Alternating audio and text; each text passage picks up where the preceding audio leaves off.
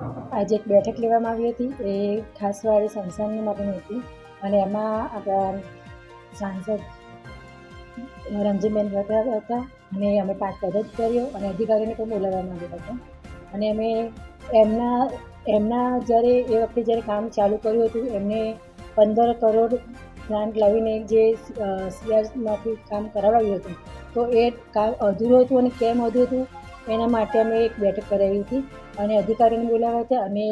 એમના જે નકશો એમનો હતો એ બતાવીને અમે એ પ્રમાણે કેટલું કામગીરી થયું છે, કેટલું નથી થયું એ અંગેની ચર્ચા કરી અને હવે કામ પૂરું થાય વહેલી તકે એવું અમે અધિકારીઓને સૂચન આપ્યું છે. સ્મશાનનું કામગીરી ખૂબ સારી રીતે ચાલી રહી છે. કદાચ પાવર ગ્રીડની પણ 20% કામગીરી બાકી હશે અને IOCL તરફથી જે ફંડ આપણને કોર્પોરેશનને મળ્યું છે એ પણ 20% જ કામગીરી બાકી છે. એટલે સરસ જે ઉપરથી એને કપડાં પહેરાવવાના છે એ જ બાકી છે, બાકી ઓલમોસ્ટ કામ થઈ ગયું છે. પણ મેયરશ્રીની સૂચનાથી જલ્દી આ કામગીરી પૂરી થાય એ સૂચના આજે અધિકારીઓને આપવામાં આવી છે. સાથે સાથે ખાસ કેમ કે પહેલેથી એક કમિટમેન્ટ હતું કે ખાસવાડી સ્મશાનને સુંદર બનાવવું, તો ત્યાં 10 પિનની વિધિ મહારાષ્ટ્રીયન સમાજ તરફથી પણ થતી હોય છે, તો ત્યાં પણ સરસ હોલ અને વિધિ માટેનો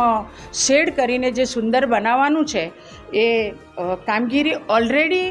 કમિશનર તરફથી સૂચના અધિકારીઓને આપી દેવામાં આવી છે અને જે સમાજ દ્વારા એક પ્લાનિંગ અને નકશો કોર્પોરેશનને આપ્યો હતો એવી જ રીતના ત્યાં મહારાષ્ટ્રીયન સમાજનો પણ એ જે સ્મશાન છે એ થવા જઈ રહ્યું છે.